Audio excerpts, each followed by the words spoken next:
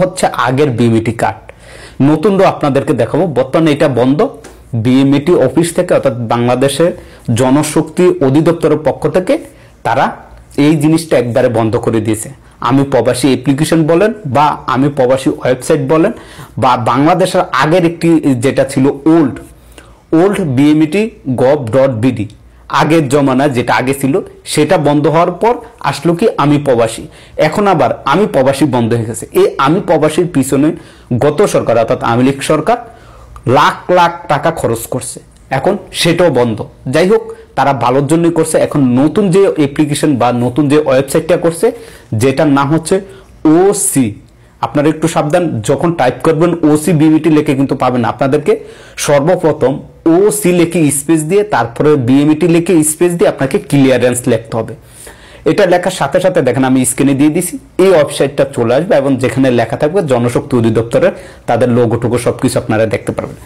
যখনই আপনার এজেন্সি এই ওয়েবসাইটে প্রবেশ করবে তখন আপনার এজেন্সির ওই বিএমইটি কর্তৃক যেই আইডি কার্ড বা আইডি নাম্বার দিয়েছে সেই নাম্বার দিয়ে সেখানে প্রবেশ করে বা আপনি চাইলে ওইটা রেজিস্ট্রেশন করে সেখানে লগইন নাম্বার দিয়ে সেটা আপনি দেখতে পারবেন। সেইখান থেকে ওই বিএমইটি অ্যাপ্লিকেশনে আপনি যেরকম দেখতেন যে সার্চ করতেন যে আপনার বিএমইটা হয়েছে কিনা বা আপনার বিএমইটি কার্ডের কতটুকু কাজে গেছে, এটা কিন্তু আমি প্রবাসী অ্যাপ্লিকেশন আমি দেখিয়ে দিয়েছি পার্ট বাই পার্ট কিভাবে আপনারা দেখবেন।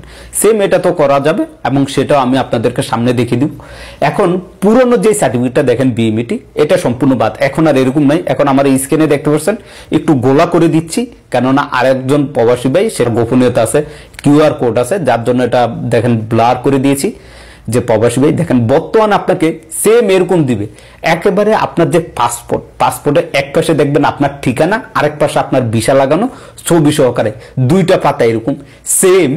এখন আপনার যে বিএমইটি কার্ডটা সেম এরকম, যেখানে বাংলাতে লেখা থাকবে উপরে এক সাইডে বাংলাদেশ যেই জনশক্তি অধিদপ্তর তাদের নাম, লোগো, তারপরে বিএমইটি ক্লিয়ারেন্স কার্ড, আপনার নাম, আপনার ছবি, আপনার ছবির পাশ দিয়ে দেখেন একটি কিউআর কোড আছে যেটা স্ক্যান করলে আপনার সবকিছু পেয়ে যাবে। তারপরে নিচে দিয়ে আপনার বয়সটাও সাবি যাবে। এরপরে অপোজিট সাইডে আপনার সকল তথ্য, আপনি কোন দেশে যাচ্ছেন, কি কাজে যাবেন। এই যে বাংলাদেশ সরকারের নতুন যে একটি আপডেট, যে আপনারা জানেন যে বিএমইটি কার্ড কিন্তু হচ্ছে না, গত 28 ফেব্রুয়ারি পর থেকে অনেকেরই বিএমইটি হচ্ছে না, আবার অনেকের হয়ে গেছে। কেন হয়ে গেছে? বর্তমানে বাংলাদেশ সরকারের পক্ষ থেকে নতুন একটি সিস্টেম চালু করছে এবং আপনি যে সৌদি থেকে ভিসাটা নিয়েছেন যে কোম্পানি বা যে মালিকের কাছ থেকে পাওয়ার অফ অ্যাটেন্টিভ বা ডিমান্ড পেপার, এই কাগজটা আপনাকে আইনা দিতে হয়। তখন এই যে নতুন যে বিএমইটি কার্ডটা দেখতে পাচ্ছেন এইটা এই পাশে আপনি সৌদিতে যাচ্ছেন, কোন কোম্পানিতে যাবেন এবং আপনার সেই ডিমান্ড পেপারের একটি কোড আছে, যে কোডটি এখানে কিন্তু তারা দিয়ে দিয়েছে। অর্থাৎ এক কথা একেবারে চেঞ্জ, আগের মতো এখন আর বিএমইটি নাই, এখন বিএমইটি হচ্ছে ওসি বিএমইটি। তো আশা করি বুঝতে পারছেন।